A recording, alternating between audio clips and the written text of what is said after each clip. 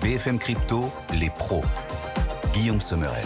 Le futur a trouvé son rythme de croisière. C'est les pros des cryptos le vendredi et à retrouver tout au long du week-end ensuite en podcast replay. Bienvenue à tous. Nos talents non fongibles, nos NFT rien qu'à nous, répondent à notre appel. Ils nous rejoignent l'un et l'autre. Stanislas Barthélémy, il est le président de l'ADAN. Il va nous accompagner cette semaine pour cet épisode des pros des cryptos. Avec Louis Laszlo aussi pour Meria. On va débattre ensemble des grandes actualités qui ont fait cette semaine. Bonjour Louis, bonjour Stanislas, bienvenue à tous les deux. D'abord le potentiel technique, graphique des cryptos. On n'est pas très loin des 90 000. On est repassé un peu en dessous là sur le Bitcoin, 89 000 et quelques en ces fins de semaine. Gilles Santacreux est avec nous, boursicoté.com. Bonjour Gilles. Bonjour. On parlera d'Ether aussi dans un instant. D'abord sur le Bitcoin, comment vous voyez la suite d'un point de vue graphique? Alors sur le Bitcoin, comme sur de nombreuses crypto-monnaies, on a toujours une sous-performance. C'est-à-dire qu'il y a quelques jours, on commençait à avoir la possibilité d'un retournement moyen terme sur une dynamique un peu plus positive. Et puis tout s'est joué avec ces derniers événements liés aux dernières déclarations de Donald Trump sur le Groenland. On dit souvent que les cryptos sont fortement corrélés au Nasdaq. Et bien ce que l'on a vu, c'est qu'effectivement, donc entre vendredi dernier et le début de la semaine, on a fortement baissé sur les cryptos. Et puis, lorsque le Nasdaq est remonté donc suite à l'apaisement de ces tensions, ce que l'on a observé, c'est que les cours du Nasdaq et d'autres indices sont revenus quasiment, dans la même zone que les niveaux de clôture de vendredi. Ce qui n'est pas du tout le cas du Bitcoin d'une part, mais de nombreuses crypto-monnaies. On a une très forte corrélation en ce moment de toutes les principales crypto-monnaies et cette corrélation, elle nous indique que le secteur reste très fragile. Alors certes, on a du mal à revenir aux 90 000 $. On s'est arrêté juste avant une zone de support identifiée à 88 000, mais globalement, on n'a pas profité du rebond que l'on observe sur les indices depuis le début de la semaine. Donc, je laisse vos invités revenir sur le côté fondamental de ce mouvement. En tout cas, au niveau du Bitcoin, ce qu'il va falloir surveiller dans cette zone de fragilité, c'est les 88 000 $ pour un Bitcoin, avec une zone de support majeure à 84 700. On reste donc fragile sur le Bitcoin, mais aussi sur tout le secteur des crypto-monnaies. Tout le secteur, donc aussi Ether, on est actuellement à 2 926 $, Gilles. Ouais, l'Ethereum nous donnait des signaux positifs. Lui aussi, on avait un support oblique depuis le point bas que nous avions connu le 21 novembre. Et puis, toujours pareil avec ce sujet-là sur le Groenland, on a cassé ce support, donc on a neutralisé la dynamique haussière qui était en train de se développer. Et on a une zone qui se situe à 2776 sur l'Ethereum. Il ne faudrait pas casser cette zone de support au risque d'avoir là aussi une possibilité d'accélération baissière. Donc aussi sur l'Ethereum, pour l'instant, ça reste neutre. Mais si on venait à casser des supports déjà identifiés, eh bien, on pourrait accélérer à la baisse. Donc là aussi, fragilité sur l'Ethereum. Gilles Santacreux, qu'on retrouvera d'ailleurs tout au long de l'après-midi en fil rouge aussi dans BFM Bourse, bien sûr, BFM Bourse chaque jour. À tout à l'heure, Gilles. Dans l'univers crypto, il y en a eu des actus cette semaine encore. Aujourd'hui, une annonce toute fraîche, une info toute fraîche qui nous vient du Financial Times. Ledger, notre champion français Ledger, viserait une introduction en bourse dès cette année à Wall Street, une valorisation attendue de 4 milliards $. Et dans un instant, nos pros les cryptos nous livreront les détails. On parlera aussi du New York Stock Exchange qui, lui, le New York Stock Exchange, donne le coup d'envoi de la tokenisation des actions avec une plateforme dédiée à la tokenisation des actions, le grand remplacement des actions par les tokens des marques peut-être. On parlera des stablecoins. Vainqueurs les stablecoins de ces tensions là tout au long des derniers jours entre l'Europe et Donald Trump. Peut-être. On vous apportera quelques chiffres. Et puis Ethereum, bientôt un fouillis indigeste Ethereum. C'est ce que risque Ethereum et c'est pas n'importe qui craint qu'Ethereum devienne un fouillis indigeste. C'est son fondateur lui-même, Vitalik Buterin, qui l'a expliqué. On essaiera de comprendre quelles sont ses craintes précises. C'est votre machine à condenser l'essentiel. Les pros des cryptos comme chaque vendredi. C'est parti. BFM Business, BFM Crypto, les pros. Avec donc, ils viennent de nous rejoindre. Louis Laszlo, ça va Louis? Très bien. Ravi de vous retrouver, ainsi que Stanislas Barthélémy. Bonjour Stanislas. Bonjour Guillaume. On vous sent en forme l'un et l'autre. On va démarrer par cette info du jour, l'info du Financial Times. On en serait fiers, nous Français, si un champion, un leader français venait à ce côté aux États-Unis à devenir encore plus visible sur les marchés financiers. Ce sera sans doute le cas de Ledger. D'après le Financial Times, Ledger est en train de travailler une introduction à Wall Street avec Goldman Sachs, Jefferies et Barclays. Ils sont en train de discuter du format de cette possible introduction en bourse qui aurait lieu donc dès cette année. Que nous apprend le FT aujourd'hui, messieurs? Stanislas. Tout d'abord, c'est une excellente nouvelle pour la tech française que je vais un peu nuancer quand on regarde la destination avec laquelle ils veulent lever des fonds et se coter. Mais donc, c'est plusieurs banques américaines qui travailleraient avec Ledger pour coter Ledger aux États-Unis. C'est là où le bas blesse un peu. Et à la rigueur, je comprends la décision qui est faite parce que, pour paraphraser Pascal Gauthier, le patron de Ledger, c'est d'aller là où les capitaux sur la crypto sont. Donc, on ne peut pas leur en vouloir. Donc, ce serait une introduction à une valorisation, je me dis conditionnelle, de 4 milliards environ, qui renvoie par ailleurs à une introduction en bourse qui date d'hier, de BitGo, qui est aussi un acteur qui est sur le domaine de la custody. Donc, de plus en plus d'IPO. Il y a Kraken qu'on attend dans les mois qui viennent. Quand même un acteur aussi qui veut faire son introduction boursière en Europe et qui l'a révélé il y a peu de temps, c'est Bitpanda qui veut se coter à Francfort, à peu près dans les mêmes zones, entre 4 à 5 milliards. Donc, qui fait le choix plutôt de l'Europe, mais eux, ils ont un focus sur l'Europe, là où Ledger est une solution aujourd'hui qui est d'envergure mondiale. Oui, alors on imagine dans l'univers crypto, la bourse, ça parle pas. Si, ça monte beaucoup en puissance, y compris chez les jeunes. Une introduction en bourse de Ledger, pardonnez-moi ce trait d'humour, il ne faudrait pas la prendre, cette introduction en bourse, à la légère. À la légère. Louis. Ce qui est intéressant, ce qu'on disait sur la partie valorisation, déjà, c'est que ça valoriserait Ledger à peu près 3 fois par rapport aux dernières valorisations plus ou moins connues. Et si on fait le parallèle avec BitGo qui s'est introduit hier, Ledger a estimé ses 100 milliards d'actifs protégés. BitGo, c'est à peu près la même chose dans le monde de la custody plus entreprise institutionnelle. Et c'est à peu près le même part de marché. Donc de Ledger pour la custody, on va dire retail, et BitGo pour la custody. Donc ça va être des ordres de grandeur à surveiller qui vont être très intéressants et des points de référence. Et comme on l'a dit avec Bitpanda ou d'autres, il va y avoir un certain nombre d'IPO cette année d'entreprises institutionnelles qui vont aller chercher des relais de croissance. Malheureusement, pas forcément tout en Europe. C'est vrai. Et c'est ça qu'il va falloir surveiller. Wall Street, c'est vraiment l'aspirateur. Ils prennent toutes les IPO en ce moment, les Américains. SpaceX aussi, alors on n'est pas dans les cryptos, mais SpaceX aussi devrait bel et bien s'introduire cette année à la bourse américaine. Bloomberg nous dit que SpaceX a sélectionné 4 banques pour mener son IPO à Wall Street. Bon, on parlera justement de Wall Street dans un instant, qui compte commencer à tokeniser le marché action. Ça, c'est un début intéressant, un démarrage sans doute d'un mouvement de fond. D'abord, le tyrannosaure a parlé. Donald Trump, cette semaine, a menacé plusieurs pays de droits de douane supplémentaires à partir de début février. Alors depuis, il a fait marche arrière. Mais quand même, ce qui s'est passé autour du Groenland a souligné notre extrême dépendance, nous, Européens, vis-à-vis des États-Unis et de leur technologie aussi. Et si un jour, Washington décidait de suspendre les réseaux de paiement Visa, Mastercard, de suspendre dans les pays qui ne plaisent pas à Washington. Imaginez, ce scénario-là, il est fictif aujourd'hui. Est-ce qu'il rendrait encore plus utile et nécessaire l'émergence d'un euro numérique pour moins dépendre des Américains à travers Visa et Mastercard? L'euro numérique pourrait-il être un instrument de souveraineté quand même utile? Stanislas. C'est le retour de la réelle politique et surtout d'un pouvoir économique qui est inféodé au pouvoir politique. C'est-à-dire que Donald Trump pose des constats politiques qui sont les siens et derrière, il y a quand même des entreprises américaines qui sont plutôt, on va dire, dans le devoir de suivre ce qu'il dit. Ce qui fait que la fiction d'imaginer que demain les réseaux de paiement Visa et Mastercard pourraient être coupés aux Européens, il ne faut pas l'écarter, même si ça paraît abracadabantesque, il faut toujours se préparer au pire. Donc c'est aussi un peu, quelque part, le bilan de la faillite de l'Europe qu'on ferait aujourd'hui en disant on a laissé cette dépendance s'installer jusqu'à être prééminente, même s'il ne faut pas oublier qu'il y a des initiatives européennes, pays, Wiro, il y a aussi le réseau CB qui est que pour la France, et après il y a d'autres initiatives dans d'autres pays européens, mais ce qu'on voit, c'est qu'il y a une domination de ces acteurs. La résultante maintenant, c'est qu'est-ce qu'on fait pour essayer de pallier à ça, ou du moins de rééquilibrer? Plusieurs solutions. La première, c'est l'euro numérique, et après je pose la question plus que je n'y réponds, même si c'est une forme de réponse de ma part, mais je ne prends pas trop de risques. Est-ce qu'on imagine que la puissance publique arrivera assez rapidement à proposer une solution qui mette autour de la table autant les banques commerciales qui ne sont pas toujours favorables à l'euro numérique et traiter des sujets qui sont pour le coup réels, comme faire des dépenses avec l'euro numérique de manière offline, c'est-à-dire en n'étant pas connecté à Internet?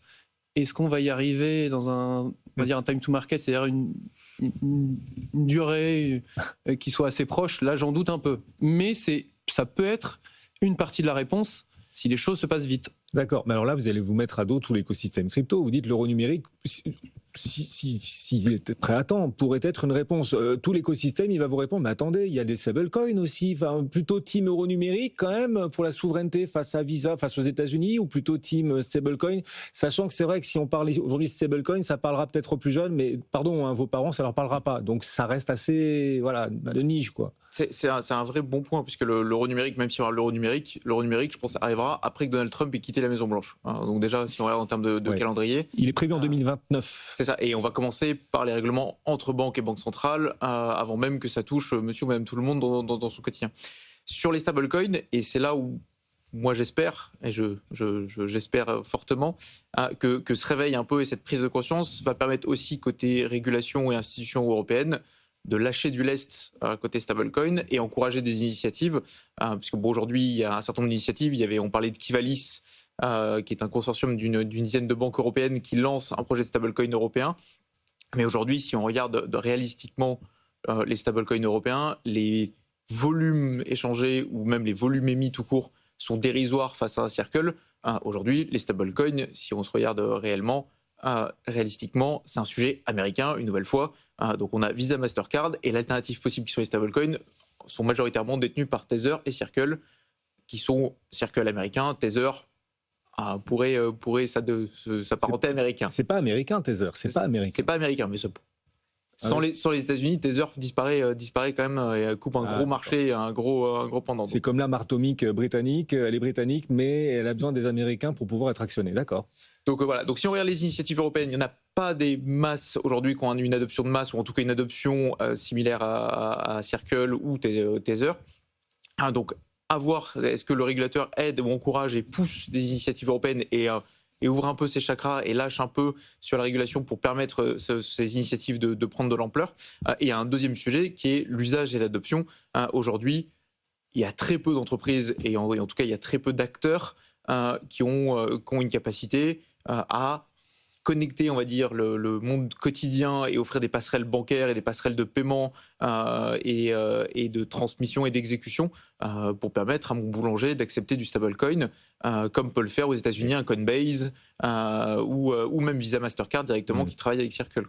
Ouais, imaginez les Américains, c'est fictif, mais avec Donald Trump, on voit que tout devient presque possible. Imaginez les Américains coupent l'arrivée d'eau courante, coupent en quelque sorte, l'accès à Visa, Mastercard à ces pays qui leur déplaisent. Et pourquoi pas un jour l'Europe. Vous vouliez ajouter un mot là-dessus? Oui, à tout le moins, on peut dire qu'il peut y avoir une forme de cohabitation entre ces deux projets et que les deux vivent. Par contre, ce qu'il ne faut pas les opposer. Et c'est là où... Stablecoin et euro numérique, vous ne les opposez pas. Stablecoin et euro numérique, pour préciser effectivement ma pensée.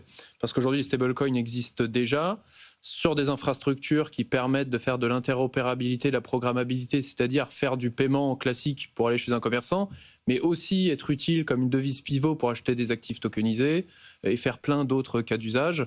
Là où l'euro numérique est restreint vraiment sur la partie paiement et, on l'a dit, presque au calendrier grec dans son arrivée. Ce qu'il faut, c'est ne pas avoir un discours inhibiteur. Et c'est ce qui a un peu changé quand même en Europe. Alors je ne dis pas que c'est suffisant, mais ça va dans le bon sens. Le gouverneur de la Banque de France, qui n'oppose plus en disant l'euro numérique répond à la demande de stablecoin, c'est non, il faut que les stablecoins et l'euro numérique se développent. Le président, dans une tribune, puisqu'il y a la présidence du G7 française, OFT, Financial Times, a aussi parlé de l'euro numérique en adossant les stablecoins euros. Et donc si on a un discours qui commence à être positif, moins inhibiteur, et que derrière il y a quelques sujets qui soient levés, notamment dans MiCA, la double interprétation entre directives de paiement et MiCA qui sont aujourd'hui des freins et qu'on arrive à les lever, normalement les stablecoins euros vont se développer. Donc moi je n'oppose pas nécessairement les deux, même si mon avis personnel est que je doute quand même pas mal de l'euro numérique retail. Oui. En parlant des stablecoins, il se passe quelque chose au Venezuela. Nicolás Maduro a été capturé il y a maintenant 3 semaines. Depuis, on a des chiffres. Les Vénézuéliens se sont rués, Louis, sur les stablecoins dollars, notamment sur l'USDT. D'ailleurs, on parlait de Tether. Pourquoi ? Aujourd'hui, c'est une réalité. Le bolivar, qui est la monnaie locale dans le pays, a dévalué. Il y a un risque d'évaluation. Donc les gens se ruent vers l'étalon dollar, pour protéger leur épargne et leur portefeuille. Et l'USDT est accessible. Et il faut voir aussi, nous on voit les crypto-monnaies comme en Occident, comme un outil d'investissement, pas comme un outil de paiement au sens large. Dans ces pays-là, il y a une réalité économique de paiement au quotidien et d'usage de paiement au quotidien. Donc l'accès au stablecoin, notamment l'USDT dans le pays, est très facilité. Donc la population s'est jeter sur l'USDT pour protéger leur patrimoine et leur portefeuille, et à tel point que l'USDT a bondi à 1,41 brièvement, ce qui est normalement un stablecoin qui est adossé 1 pour 1 au dollar. Oui, effectivement. Mais c'est pas que les citoyens, et c'est ce qui transparaît aujourd'hui des rapports des différents outils transactionnels d'analyse de blockchain. Ce qu'on remarque, c'est que c'est aussi des autorités gouvernementales ou paragouvernementales, que ce soit au Venezuela ou même en Iran, qui se procurent et se fournissent en stablecoin dollar. C'est ce qui sort, c'est un peu la nouvelle donne. On se dit qu'il y a des citoyens qui peuvent préserver de la valeur, éviter l'inflation galopante par ce biais. Il y a aussi certains États qui sont, on va dire, peu recommandables qu'ils le font, d'où l'importance d'une forme de transparence et d'outils d'analyse de conformité pour que les sanctions internationales aussi soient respectées en la matière. Oui, effectivement, parce que la Banque centrale iranienne, ces derniers jours, a acheté l'USDT à hauteur de 507 millions de dollars, effectivement. C'est comme un couteau, hein. Vous pouvez faire bon usage, et il faut faire bon usage, et puis il y en a qui, malheureusement, en font mauvais usage. C'est pas le couteau le problème. Non. Exactement, c'est ceux qui s'en servent. La responsabilité, c'est la clé de la liberté. Il n'y a pas de liberté réelle sans responsabilité. C'est les pros des cryptos, chaque vendredi, à retrouver aussi en podcast et replay tout au long du week-end. Davos, il faut qu'on en parle. Davos a débuté cette semaine.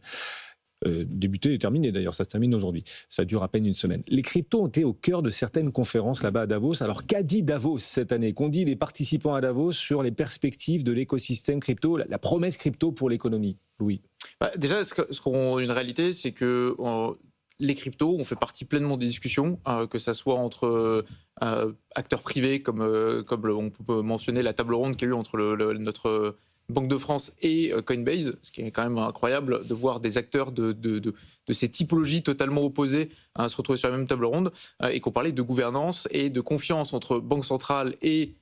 Alors il y a eu une bonne interprétation de qui émet Bitcoin c'était une émission privée, mais voilà, ce qui est intéressant, c'est qu'il y a déjà les cryptos et l'ensemble des assets ont été pleinement partie du discours, pleinement accaparés et pleinement exprimés par différentes typologies d'acteurs. Donc ça, c'est vraiment nouveau et c'est vraiment différent dans le point. Les stablecoins ont été au cœur du sujet et sur justement cette souveraineté autour des stablecoins et potentiellement cette prise de conscience et de confiance qu'on doit avoir dans le système. Bitcoin comme réserve de valeur pour un certain nombre d'États, de banques centrales et autres ont été dans les échanges. Et Donald Trump qui a réinsisté dans ses différentes prises de parole sur la place des États-Unis dans l'univers crypto, sur capital du monde, si je me rappelle bien de la définition, oui. Et d'insister sur le fait que les États-Unis sous son mandat resteront la capitale du monde de la crypto et un acteur pleinement. Et pareil, une mention sur la loi et le Clarity Act. Ça devient le mot qui fâche, le Clarity Act. C'est la prochaine réglementation tant attendue aux États-Unis. On entend qu'elle pourrait être reportée parce que les critiques pleuvent sur le Clarity Act désormais. C'est intéressant de voir ce qui se passe aux États-Unis. On voyait les États-Unis comme l'Eldorado qui libérait toute la régulation pour pousser l'innovation. Et au final, on revient à des discussions qu'on a eues, nous, en Europe, il y a quelques années, sur on va dire la pression bancaire, interdire le rendement sur stablecoin, surveiller massivement la DeFi. Je pense que ça nous rappelle tous quelque chose autour de Mika. Donc aujourd'hui, en fait, les discussions autour de la réglementation crypto aux États-Unis tournent à peu près plus ou moins aux discussions qu'on a eues en Europe avec Mika ces dernières années.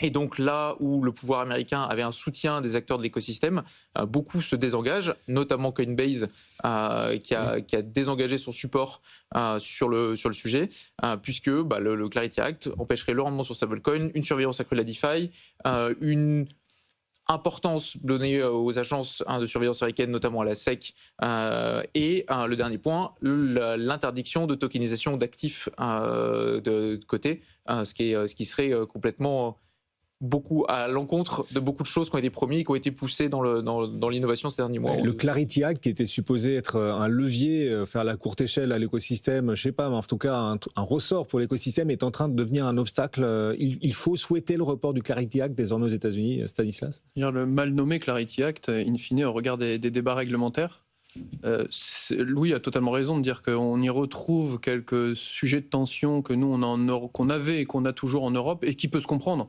Les banques qui sont très réglementées avec beaucoup de contraintes voient des acteurs cryptonatifs qui demandent un peu des passe-droits. Je comprends les deux côtés du débat. Est-ce que c'est bien qu'il soit reporté? Oui, parce que vaut mieux un accord qui soit un compromis entre tout le monde plutôt que pas d'accord dans la perspective états-unienne. Non pas que je soutienne ça. Ce qui est sûr, c'est que Genius, en fait, c'était qu'une petite partie de MiCA. C'était que sur la partie stablecoin. Maintenant, le grand débat commence sur qui va réguler, qu'est-ce qu'une crypto, quelles sont les restrictions auxquelles sont astreintes les acteurs crypto-natifs. Donc, est-ce que c'est une bonne chose que ce soit reporté ? Pourquoi pas ? Il faudra un accord à un moment donné d'un point de vue américain. Vous êtes le président de la DAN, on imagine que la DAN américain, enfin la version américaine de la DAN, ils ont du boulot là en ce moment avec Donald Trump. Ça va pas être facile d'ailleurs. Vous imaginez avoir Donald Trump face à vous, vous devez le convaincre, vous êtes accueilli par cette espèce de tyrannosaure, pas évident. Vous envoyez un message de confession, de compassion à vos alter ego américains de la DAN américaine. Oui, mais j'adorerais être une petite souris pour voir comment ça se passe et de quels tenants et aboutissants sont les négociations. J'avoue que très curieux. Louis. D'un point de vue économique, je pense que ça peut être intéressant en tant qu'Européens que ça soit reporté ou alors que ça aille au bout dans ce cadre-là, puisque ça nous remettrait un peu la balle au centre. Il y a beaucoup de chakras qui ont été ouverts côté américain et qui ont permis à des boîtes d'émerger, à se positionner ou à manger des parts de marché face à des acteurs européens. Donc j'ose espérer que si le texte va en l'état au bout et qu'il est adopté, ça remette un peu d'équilibre dans les choses et en tout cas que ça permette à des acteurs européens de se positionner, voire de récupérer des parts de marché sur un certain nombre de sujets. Les pros des cryptos, il nous reste 6 minutes à passer ensemble et on va poser cette question du grand remplacement financier. Les tokens vont-ils remplacer les actions à l'avenir en bourse ? Le New York Stock Exchange fait un pas important. Ça y est, c'est officiel. Le New York Stock Exchange, qui gère la bourse américaine, lance une plateforme, Stanislas, plateforme d'actions tokenisées à Wall Street. C'est le début d'un grand remplacement financier, selon vous ?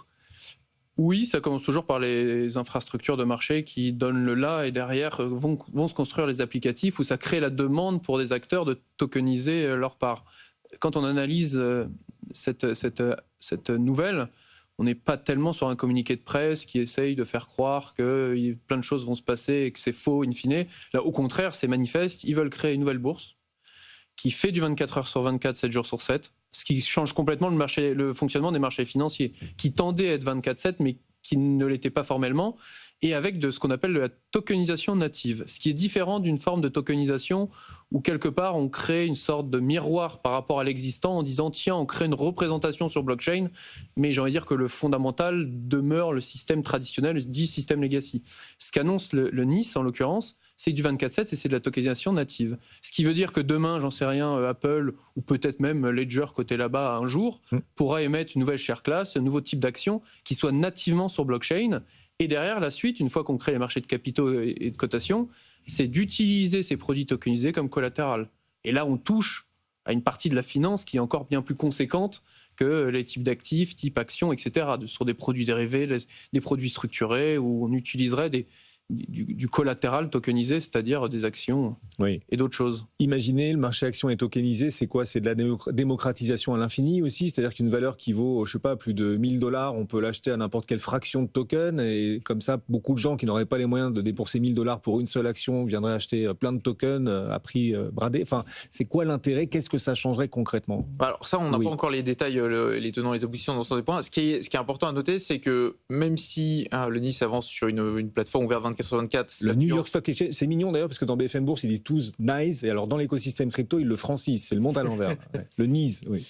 Et ce qui est intéressant, c'est que même si ils ouvrent les heures, ils étendent la plage d'ouverture du marché et que la technologie diffère, les règles du jeu vont rester un peu les mêmes. La plateforme va être assez cloisonnée, ils vont pas émettre ça sur blockchain public, les intermédiaires vont rester, donc ça, c'est vraiment très très important, contrairement à justement la tokenisation d'actifs réels ou d'actions réelles sur blockchain public. Là, on va être quand même sur une plateforme assez contrôlée, avec la même classe d'intermédiaires.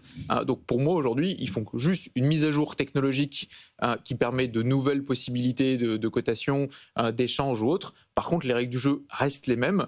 Et donc sur la fractionnement et sur l'accès au marché sur des produits, potentiellement, on s'attend à avoir les mêmes règles du jeu tomber. Mais ils mettent le pied dans la porte. C'est-à-dire comme beaucoup de cas d'usage instit-fi, on commence par quelque chose un peu siloté qu'on maîtrise, mais en reprenant les codes de la crypto, et in fine, on aboutit à ce que dit Larry Fink à Davos, pour reboucler avec le sujet de tout à l'heure, de dire « nous avons besoin d'une infrastructure ». Et donc il y aura une forme de convergence, parce que l'interopérabilité n'a de sens que s'il y a un maximum de participants, une sorte d'effet de réseau où tout le monde sera sur une ou des infrastructures interconnectées. Donc ce côté silo, il va tomber pour avoir une ou des infrastructures. En tout cas, moi, je l'analyse comme ça à moyen long terme. Infrastructure. Oui, allez-y, Louis. C'est surtout pour garder l'adoption. Si aujourd'hui le New York Stock Exchange décide de faire quelque chose de complètement open et détruise le business et une part de l'industrie financière américaine en désintermédiant l'ensemble des intermédiaires, l'ensemble des maillons de la chaîne, ils perdent totalement de l'adoption et le projet ira à sa perte. Ah oui. Il y a différents types de tokenisation et là, il y a une sorte de combat qui se crée. Regardez un peu Securitize qui, pareil, essaye de faire de la tokenisation plutôt dans un mode de pensée crypto-natif. Là où la TradFi, parfois, commence plutôt en silo, mais tout va se rejoindre à un moment donné. C'est passionnant. Et il est question d'infrastructure. On va parler d'une des plus grandes infrastructures crypto qui existent, Ethereum. Cette blockchain géante qui cartonne, qui est devenue Ethereum, le petit dernier de la famille pour beaucoup d'institutions financières. Il semble qu'Ethereum soit la blockchain préférée des institutionnels qui se mettent aux cryptos, c'est ça, Louis ? Déjà, ce qu'il faut noter, c'est que Ethereum, ça a toujours été la chaîne de l'innovation en termes de finance, de décentralisé, et maintenant un peu plus centralisé, en tout cas un peu plus traditionnel. Puisque Ethereum, contrairement à Bitcoin, a apporté l'Ethereum Virtual Machine qui permet d'exécuter des contrats intelligents et donc ouvre une possibilité de cas d'usage et d'utilisation infinie. Donc Ethereum est la première et aujourd'hui, en termes d'adoption, de volume financier, est une des plus importantes, et aussi en termes de technologie et de compétences. Aujourd'hui, le VM, c'est aujourd'hui et Solidity, le langage qui est associé, technologiquement et en termes de compétences, le point le plus abordé. Donc c'est évident et normal de par la taille, l'autorité, l'ancienneté et le nombre de compétences sur le marché, que ce soit l'outil préféré des institutionnels. Mais le problème, c'est que Ethereum risque de devenir un fouillis indigeste. C'est son fondateur lui-même, Vitalik Buterin, qui le craint, un fouillis indigeste. Qu'est-ce qu'il veut dire par là, Stanislas ? C'est en continuant le propos de Louis a raison, c'est que si Ethereum est la chaîne de l'innovation, dans ce cas-là, la roadmap produit des innovations qui vont être ajoutées, modifiées, etc., devient nécessairement moins lisible que Bitcoin qui a fait un choix complètement opposé qui s'appelle d'ossification. C'est-à-dire je crée des règles, je les change le moins possible, je fais peu d'innovation, comme ça tout le monde les comprend. Il ne faut pas tellement opposer les deux projets, mais c'était pour donner les deux tendances. D'où une sorte de fouillis indigeste, c'est de dire il y a tellement de nouvelles technologies qui peuvent s'auto-remplacer ou se challenger pour arriver au même but, c'est-à-dire d'avoir une infrastructure à terme qui soit sécurisée, décentralisée et qui permette de faire beaucoup de transactions à la scalabilité, c'est que le risque de cette innovation, c'est que ce soit pas très compréhensible, que ça puisse faire peur et donc créer, par ce manque de clarté, une sorte d'ouverture pour d'autres infrastructures qui, elles, auraient fait des choix un peu nouveaux parce qu'ils se lanceraient maintenant et la technologie n'est pas la même qu'au lancement d'Ethereum en 2015, par exemple. Et si on regarde la roadmap d'Ethereum en tant que telle, depuis plusieurs années, Vitalik pousse Ethereum comme blockchain d'infrastructure en poussant les usages au maximum vers les L2 et essaye de pousser des items sur l'interopérabilité entre les L2 entre elles. Layer 2. Je ne sais pas si c'est très clair pour beaucoup de gens. L2, Layer 2, je crois que c'est pareil pour beaucoup de gens. Mais bon. Ouais, mais l'idée, c'est d'avoir des chaînes dédiées à des usages spécialisés pour certaines et d'utiliser la sécurité du Layer 1, donc d'Ethereum, pour sécuriser un certain nombre d'usages sans surcharger la chaîne principale avec les usages. Donc c'est un peu le mantra que pousse Vitalik depuis plusieurs années et pousse à pousser les usages sur les chaînes, on va dire les couches un peu plus hautes pour libérer de la place. Ils sont forts, hein. Bitcoin veut ossifier, eux ils arrivent à simplifier, c'est nos pros des cryptos. Merci à tous les deux de nous avoir accompagnés. Louis Laszlo pour Meria, ça passe vite, hein. Stanislas Barthélémy, le président de la DAN, étaient tous les deux nos invités. Merci beaucoup messieurs, podcast replay, notre chaîne YouTube BFM Crypto, bien sûr tout ça est disponible tout au long du week-end. Merci beaucoup. BFM Business, BFM Crypto, les pros.